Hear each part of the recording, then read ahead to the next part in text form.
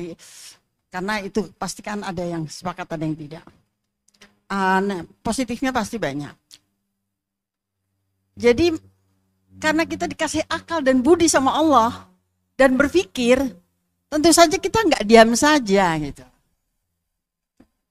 Sehingga ada kalanya kita memang ingin mengomentari masalah-masalah seperti yang sifatnya zolim. Dan itu kita rasakan sekarang. Kemudian, lantas bagaimana dengan orang-orang yang peduli? Peduli dengan kebangsaan, peduli dengan NKRI, peduli dengan apapun itu namanya. Yang sering berkumpul, kemudian membicarakan, membahas hal-hal seperti itu. Sampai yang terakhir kita tentu saja mendengar hal yang akan dimakzulkan dan segala macam. Itu tentu saja kan analisanya mereka kan orang-orang pinter, tidak main-main. Ada dasarnya. Jadi tidak hanya sekedar ngerasani kan begitu. Kalau dalam bahasa Jawanya ngerasani. Tidak sekedar hibah, tidak sekedar gibah, maksud saya bukan hibah. Begitu.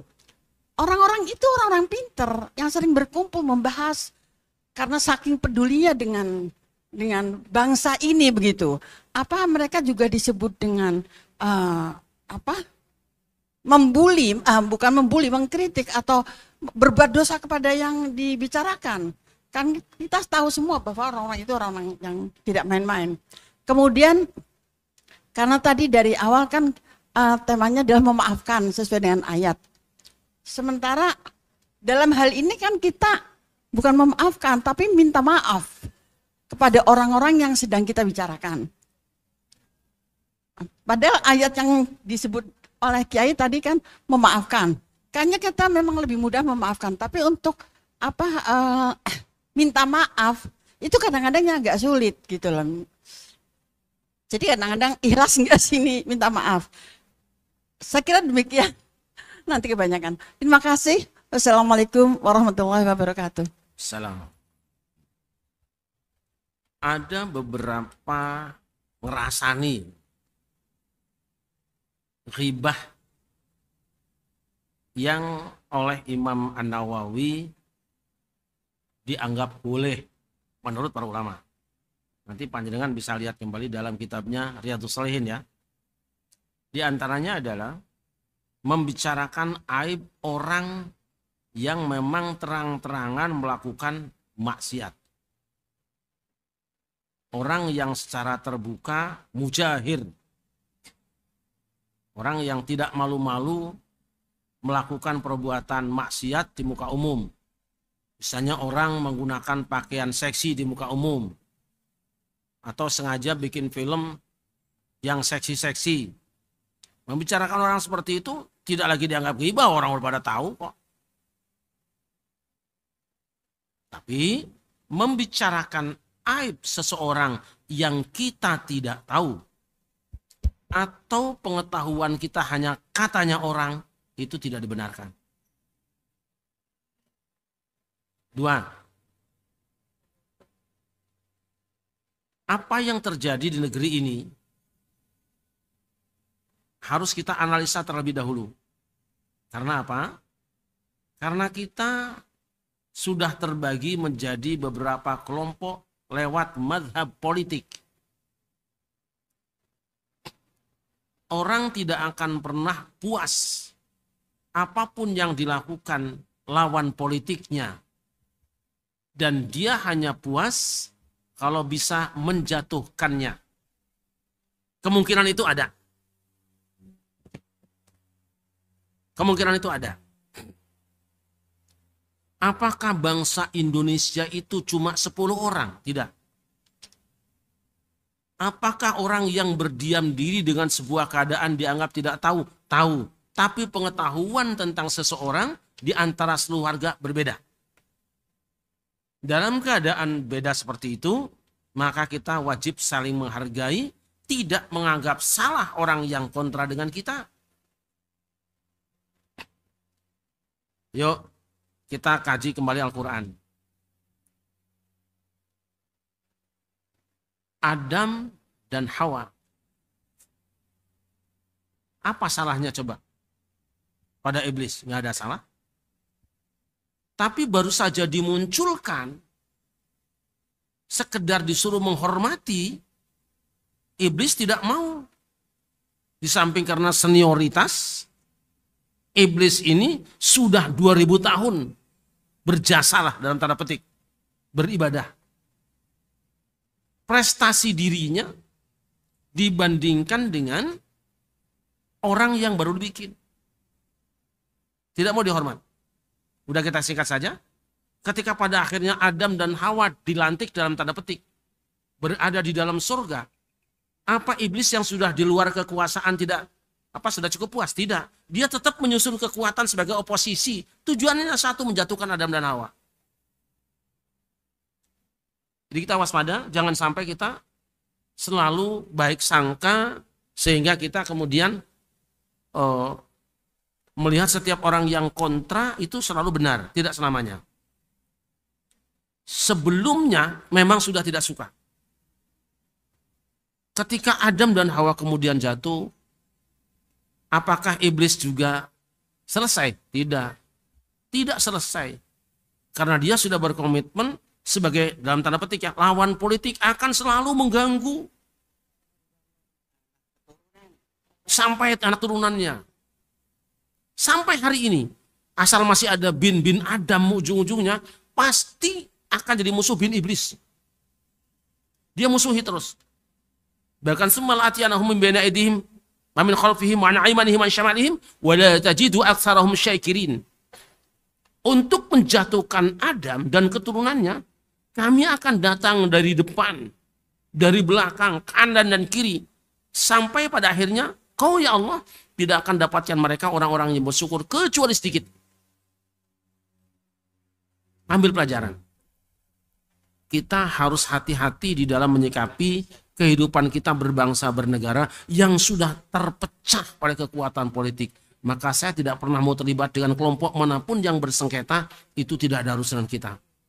Setiap kali ada kelompok yang berseberangan politik, kemudian melakukan ini pasti ada yang tidak senang. Contoh kemarin misalnya ada seorang KDM, tahu KDM ya? Jadi Mulyadi, ya kan?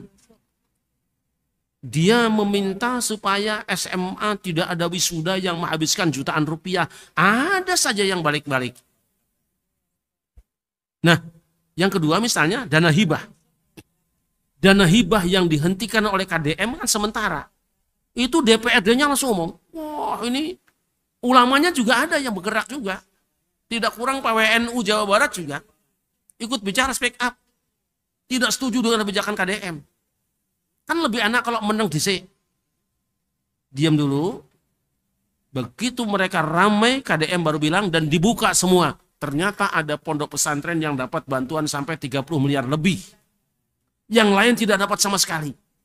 Barulah diketahui, oh ternyata kebijakan ini diambil karena ada sesuatu yang tidak baik buat yang lain. Juga kebijakan lain, kalau kita tidak tahu benar, mungkin lebih baik kita menahan diri. Nah, setiap orang pada tempatnya. Perhatikan sabda Nabi. Man ra'a minkum mungkaran fal yughayyirhu biyadihi.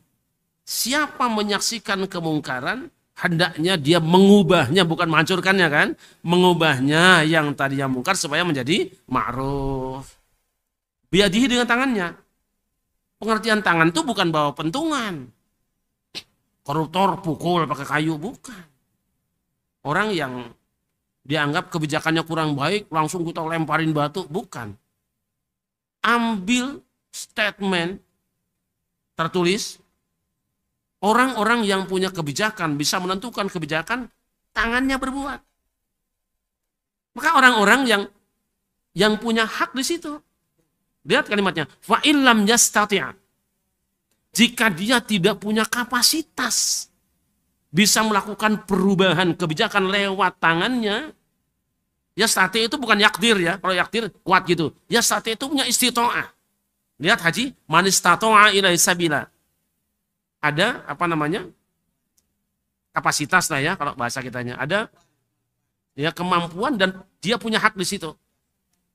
Siapa saja yang ingin merubah kemungkaran tetapi dia tidak punya hak di situ dan bukan kapasitasnya, fal yughayyirhi fabilisanihi.